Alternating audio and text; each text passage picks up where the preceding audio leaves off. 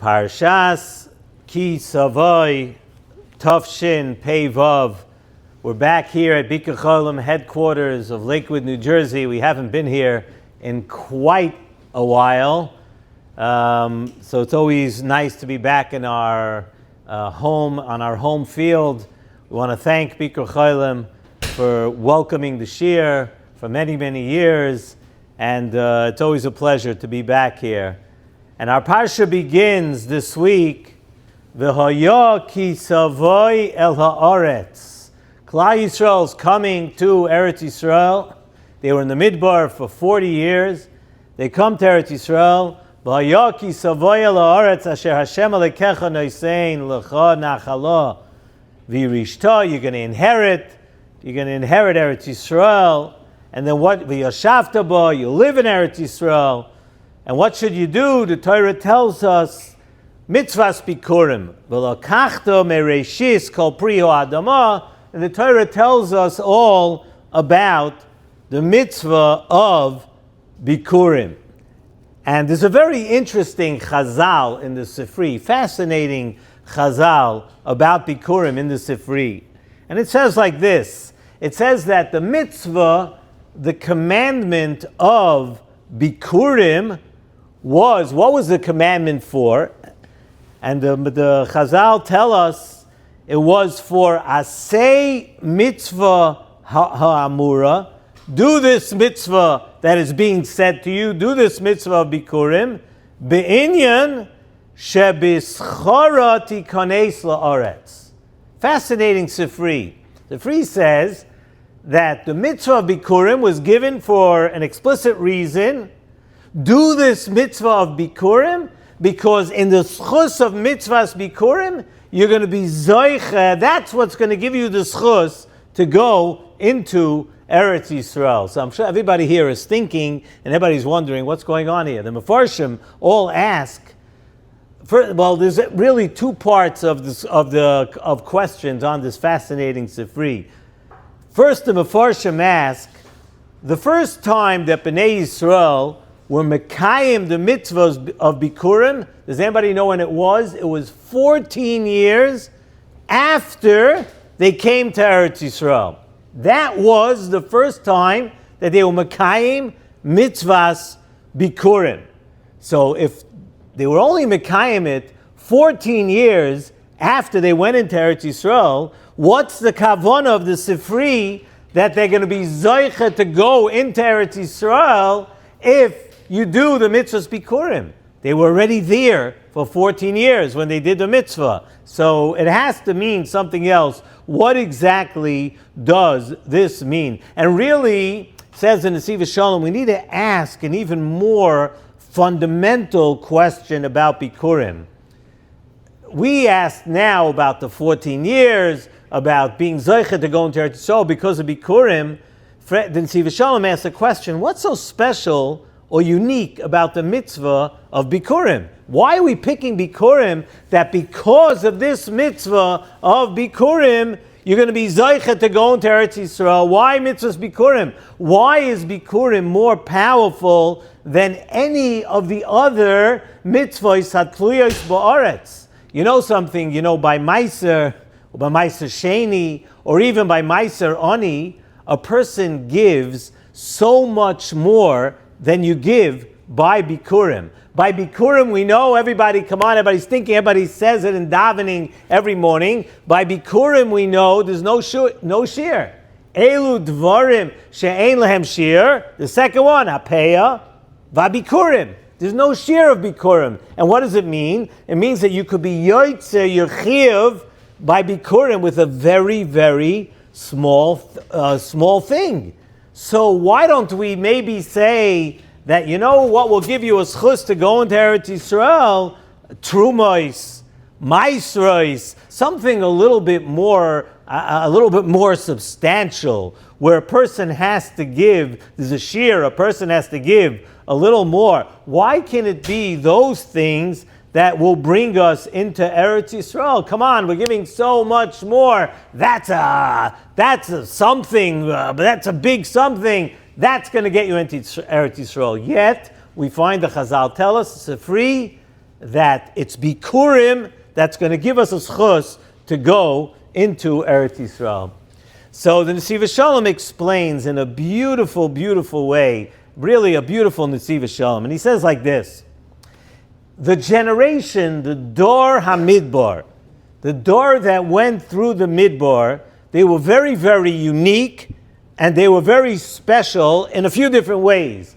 There was a tremendously high level. These people of the Dor HaMidbar were a tremendous high level. And what was it? What was it about that door that really, really stood out? So Nesivos Shalom tells us their emunah, the emunah of that door and the kedusha of that door were unparalleled. How do we know? How do we see their emunah? So Nesivos Shalom tells us, how did these people in the Dor HaMidbar, how did they eat every day? They came out their door and there was mun every day. They ate the mun.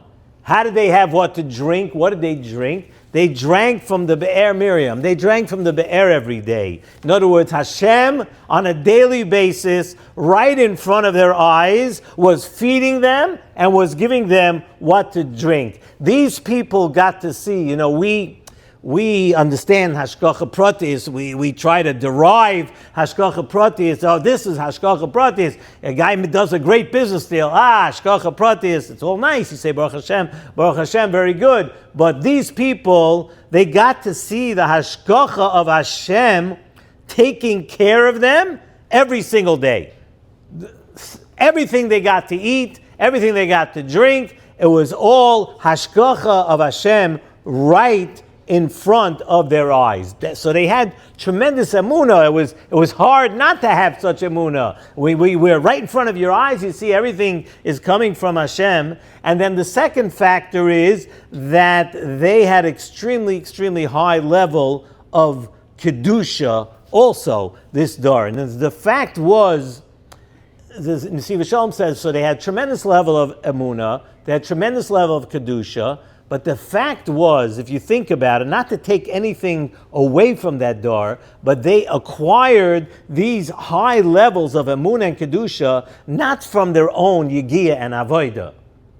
As a person today, if a person taka has emunah, if a person has kedusha, you really have to work hard. We live in a world, you walk outside, it's like a sewer outside, and emunah, the whole world is pushing back. Where we live in a world full of kaifrim, and every day they're trying to prove how there is no God, and there never was a God, and there was this big bang, big this, big that. Everything comes from everywhere. You live in this world, and you taka attain emunah kedusha. That's your own yigia and your own avodah. However, that generation, says in the Nesivos Shalom, they did not get it through their own yigia and avodah. It was really a natural reaction to HaKadosh Baruch Hu providing for them openly every single day. You walk out your door, there's man. How could you not be a maimin? Where in the world does this come from? It could only come from HaKadosh Baruch Hu.